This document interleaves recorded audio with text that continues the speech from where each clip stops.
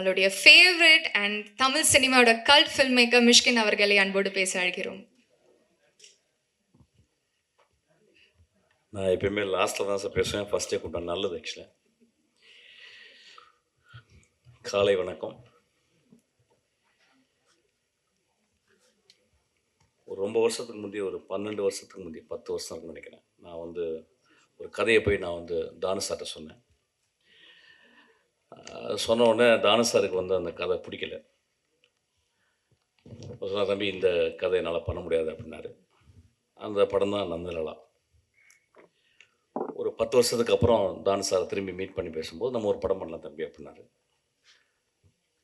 அப்போ நான் கதையை சொல்லலை அவருக்கு. ஆக்சுவலாக இல்லை சார், நான் வந்து 10 வருஷத்துக்கு முந்தைய ஒரு கதை சொன்னேன், அந்த கதை உங்களுக்கு ஏன் பிடிக்கலன்னு எனக்கு தெரியும். ஏன்னா 10 வருஷத்தில் நான் புரிஞ்சுக்கிட்ட ஒரு விஷயம் வந்து, யார்கிட்ட போய் என்ன மாதிரி கதை சொல்லணுன்றதை புரிஞ்சுக்கிட்டேன். அது ஒரு சின்ன எவல்யூஷன். அது ஆங்கிலத்தில் பிச்சிங்னு சொல்லுவாங்க. நான் பிச் பண்ணது ரைட்டான கதை இல்லை சார் உங்கள்கிட்ட அப்படின்னு சொன்னேன். இந்த கதையை அவர் கடைசி வரைக்கும், இன்றைக்கி வரைக்கும் அவர் கேட்கவே இல்லை. விஜய் சேதுபதி மட்டும் தான் சொன்னேன். நான் எப்பொழுதுமே தானு சாரை வந்து நான் உயரமாகவே பார்த்து கொண்டிருக்கிறேன். நான் சினிமா சேர்றதுக்கு முந்தி அவருடைய படங்களுடைய போஸ்டர்,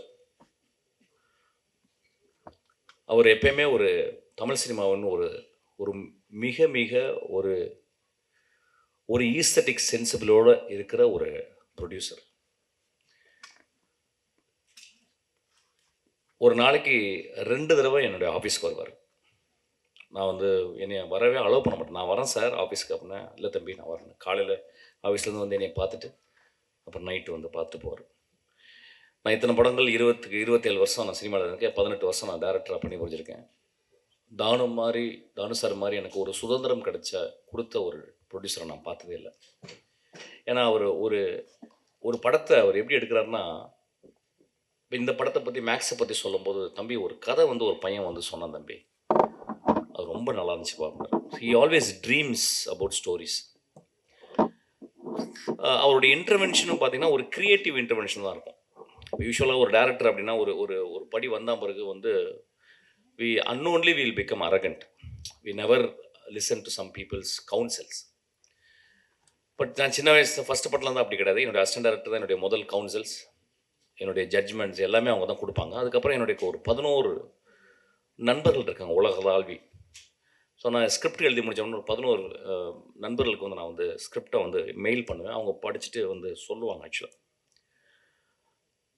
எனக்கு இந்த படம் ரொம்ப வித்தியாசமாச்சு. நான் ஒர்க் பண்ணுற ட்ரெயின் படம் வந்து நான் எல்லாமே தானு சார்ட்ட சொல்லுவேன். ஏன்னா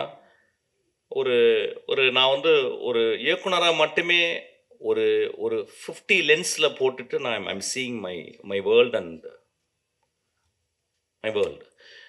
பட் ஒரு ப்ரொடியூசராக வந்து அவங்க வந்து sometimes they wear long lens, sometimes they wear 24 lenses. ரொம்ப அகலமாக பார்க்குறாங்க.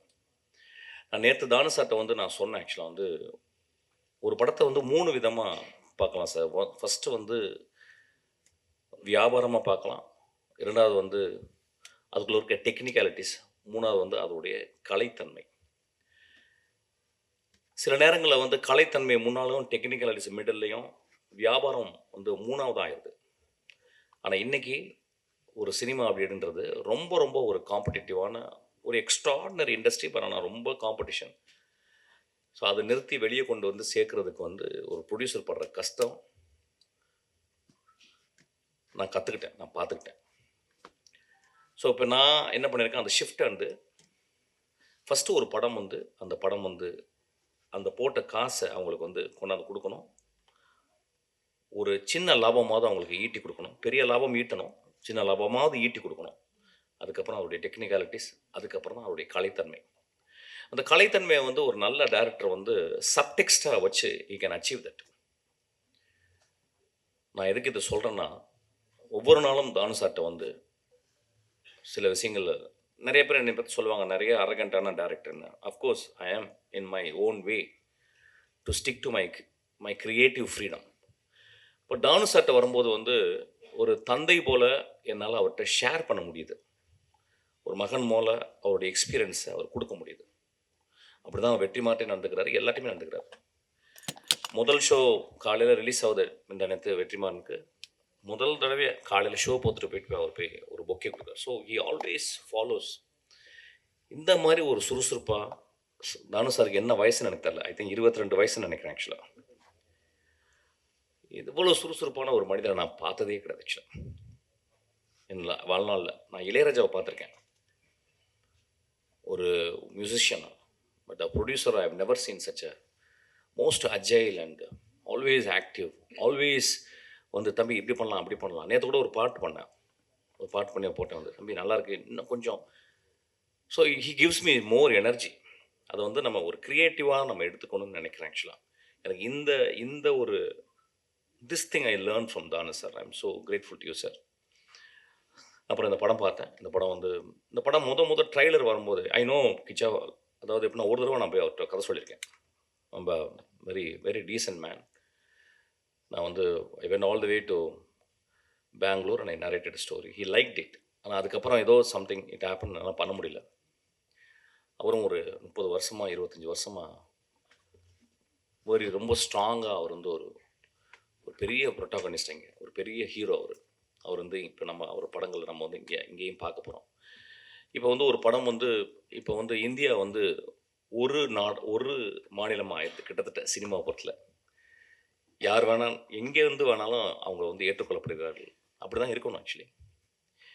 இப்போ வந்து ஒரு ஹீரோ எங்கள் ஏரியா ஹீரோ அப்படிலாம் கிடையாது. இப்போ வந்து இது வந்து ஒரு கலையாக மட்டுமே சினிமா பார்க்கப்படுகிறது. ஸோ இந்த படம் ரொம்ப நல்ல கமர்ஷியலாக இருந்துச்சு. எனக்கு அந்த அந்த இயக்குனருக்கு வந்து நான் வாழ்த்துக்களை சொல்கிறேன். There are many kinds of film. Fassbender எடுக்கிறது ஒரு ஃபிலிம், பெல்லாட்டர் எடுக்கிற ஒரு ஃபிலிம், குரசவா ஒரு ஃபிலிம் எடுக்கிறாரு, பிரசான் ஒரு ஃபிலிம் எடுக்கிறாரு, பொலான்ஸ்கி ஒரு ஃபிலிம் எடுக்கிறாரு, நோலன் ஒரு டிஃப்ரெண்ட் கைண்ட் ஆஃப் எடுக்கிறாரு. நிறைய ஃபிலிம் மேக்கர்ஸ் இங்கே நம்ம இந்தியாவை பார்த்தோம்னா, ஷியாம் பெனகல்லேருந்து ஆரம்பிச்சுன்னா வெற்றிமாறன்லேருந்து இன்றைக்கி ராம்லேருந்து தியாகராஜன், குமார் ராஜா, இன்றைக்கி மிகப்பெரிய வெற்றி படங்களை கொடுத்த டேரக்டர்ஸ் எல்லாமே. இதுதான் ரைட் ஃபிலிம் அப்படின்றது கிடையாது. ஃபிலிம் அப்படின்றது வந்து நிறைய ஜானரில் இருக்கணும், நிறைய சுவைகளை கொண்டதாக இருக்கணும். ஒரு சாப்பாடு எடுத்துக்கிட்டோம்னா வந்து நம்ம we are not just merely surviving to eat ஒரு ஃபுட்டு.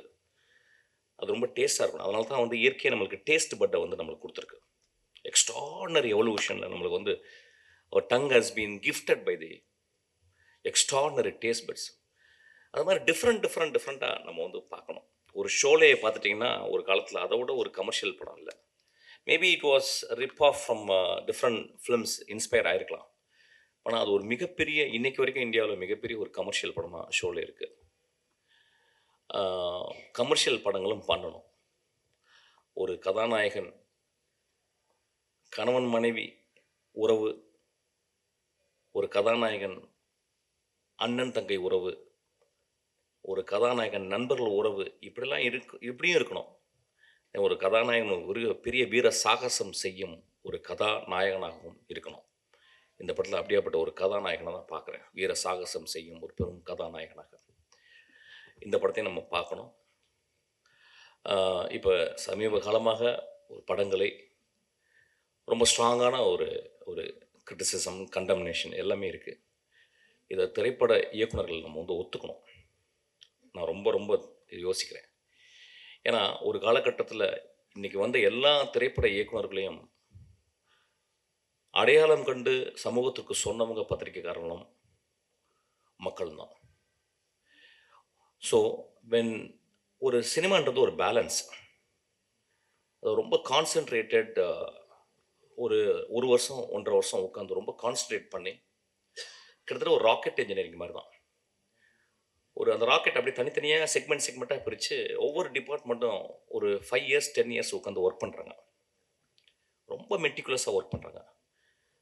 அதுக்கப்புறம் எல்லாம் பண்ணி முடிச்சு லான்ச் பண்ண முடியாமல் பிறகு திடீர்னு ஒரே ஒரு சின்ன ஒரு ஒயர்னால் வந்து அந்த அந்த பெரிய ராக்கெட் வெடிச்சிடலாம். அந்த மாதிரி தான் சினிமாவும். ஸோ இது ஒரு concentrated work led by the director, also by the actors, the producers. Sometime mishap ஆகும். ஸோ இதையும் மனதில் கருத்து வச்சுக்கிட்டு நம்ம புரிஞ்சுக்கணும்.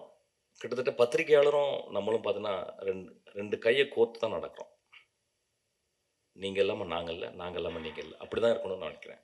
ஸோ சில நேரங்கள் நான் திரும்பி திரும்பி சொல்கிறது, கருணையோடு கொஞ்சம் மனதில் வைத்து அந்த மனிதன் எப்படியாப்பட்ட சினிமாக்களை பண்ணியிருக்கிறான் அப்படின்றத வச்சும் நம்ம கொஞ்சம் விமர்சனத்தை கொஞ்சம், I am not saying to tone down, I am saying கொஞ்சம் please add little compassion when you criticise a movie. அது ரொம்ப இம்பார்ட்டன் நினைக்கிறேன். ஏன்னா இன்றைக்கி சினிமாவை பார்த்தீங்கன்னா எனக்கு அவ்வளோ கஷ்டத்தில் இன்றைக்கி சினிமா இருக்குது. நிறைய பேருக்கு தெரியாது. கஷ்டம்னா ஒரு எப்படி ஒரு ஒரு சீசனுக்கு கூட ஒரு 4 சீசன் இருக்கும். ஆனால் இன்றைக்கி சினிமா அவ்வளோ கஷ்டத்தில் இருக்குது. பெரிய சினிமா பெரிய பணங்கள் போட்டு தான் இன்றைக்கி சினிமா பண்ண முடியுது. ஒரு சின்ன படங்களே இன்றைக்கி எடுக்க முடியல. ஆக்சுவலாக கொஞ்சம் மிஸ் ஆனால் கூட அது வந்து மிகப்பெரிய இழப்பையும் பல குடும்பங்களை வந்து ரோட்டுக்கு கூட்டு வர்ற அளவுக்கு சினிமா ஆயிடுது. ஸோ இதை கருத்தில் கொண்டு நம்ம சினிமாவை ரொம்ப கம்பேஷனோட பார்க்கணுன்னு நான் ரொம்ப தாழ்மையோடு கேட்டுக்கிறேன். இந்த படம் ஒரு மிகப்பெரிய வெற்றி படமாக அமையும். இந்த படமும் ரொம்ப கலை ரீதியாக இன்னொரு ஏரியாவில் ஒரு ஜானரில் இது வந்து ஆடியன்ஸை வந்து ஹோல்ட் பண்ணும். இட் ஷுட் அரெஸ்ட் அவங்களுடைய இன்ட்ரெஸ்ட்டை வந்து இன்னும் அதிகப்படுத்தும். இந்த படம் கிச்சா அவர்களுக்கு மிகப்பெரிய தமிழ் வெற்றி படமாக அமையணும்னு நான் ஆசைப்பட்றேன், வாழ்த்துறேன். இந்த படத்தை இயக்கிய அந்த இயக்குனர் அவர் பேசும்போதே தெரிஞ்சது, ரொம்ப எளிமையாக இருந்தார். தன் மனைவியும் மகளையும் சொன்ன ஒரு டேரக்டர், அவருக்கு அவர் கிளாப் பண்ணிப்போம். ஆக்சுவலாக அதுதான் முக்கியம் வாழ்க்கையில். ஆல் த திங்ஸ் எல்லாம் பண்ணி முடித்த பிறகு வாழ்க்கையில் வந்து நம்ம சொந்தங்களுக்கு தான் எல்லாமே பண்ணுறோம். எல்லா குட்டிக்கரணங்களும் சினிமா ஒரு மிகப்பெரிய குட்டிக்கரணம் தான். ஆக்சுவலாக நான் எல்லாம் பண்ணுறதும் என்னுடைய மகளுக்கு தான் ஆக்சுவலி. ஸோ அது மாதிரி அந்த டேரக்டர் சொல்லும்போது எனக்கு ரொம்ப மூவ் ஆகிட்டேன். அதுக்காக இந்த படம் ஓடும் சார், பெரிய ஹிட் ஆகும் சார். வந்திருக்கோம் எல்லாருமே நான் ரொம்ப வாழ்த்துறேன். தானே சார், நீங்கள் எப்பொழுதுமே மனிதர்களை கண்டுபிடித்து அவங்க கதையை கேட்டு அந்த கதையை நேசித்து அந்த படங்களுக்கு வந்து உங்களுடைய சம்பாத்தியத்தையும் உங்கள் உழைப்பையும் நீங்கள் கொடுக்குறீங்க. உங்களுக்கு இந்த இயற்கையை உங்களை பத்திரமா பார்த்துக்கும் சார். இன்னும் ஒரு 50 ஒரு 100 வருஷம் நீங்கள் வாழணும்னு நான் வாழ்த்துறேன் சார். இந்த இயற்கையை சொல்லலாம் வந்து தானு சார் வந்து இப்படி மேலையில் புகழ்கிறாரு அவர் படம் பண்ணுறதுனால அப்படின்னு சொல்லிட்டு, அதில் ஒரு துளி கூட உண்மை இல்லை. நான் ஏற்கனவே அதான் சொல்லி ஆரம்பித்தேன். தானு சார் என் படத்தை பிடிக்கலன்னு சொல்லி வந்தார். இன்றைக்கும் அந்த படத்தினுடைய கதையை நான் அவர் சொல்லவே இல்லை. ஏதோ என்னுடைய படங்கள் வந்த விதங்களை பார்த்து எனக்கு ரொம்ப நேசித்து அவர் இந்த படத்தை கொடுத்துருக்காரு. இந்த படமும் ஒரு I don't say it's a great film, it's a very humble film, very form wise நான் நிறைய விஷயங்கள் ட்ரை பண்ணியிருக்கேன். அதுக்காக எனக்கு அவ்வளோ ஒரு நாள் கூட எனக்கு வந்து அவர் சளைக்காமல் நான் கேட்ட பணத்தையும் நான் கேட்ட டெக்னீஷியனையும் அவர் கொடுத்துக்கிட்டே இருக்கார். ஆக்சுவலாக I feel very proud to work under Thanu sir. நான் எப்பொழுதுமே நீங்கள் கூப்பிடும்போதும் உங்களுக்காக நான் படம் பண்ணுவேன் சார். என்ன ஒர்க் நீங்கள் கேட்டாலும் உங்கள் ஆஃபீஸில் வந்து நான் பண்ணுவேன் சார். Thank you so much. ஒளிப்பதிவாளர் சங்க செயலாளர் திரு இளவரசு அவர்களை அன்போடு பேச அழைக்கிறோம். நான் இளவரசு சாரை பற்றி மென்ஷன் பண்ணல, சாரி. எனக்கு ஒரு 20 சார் எத்தனை வருஷமா சார் நீங்கள்? 25 வருஷமா, 30 வருஷமா?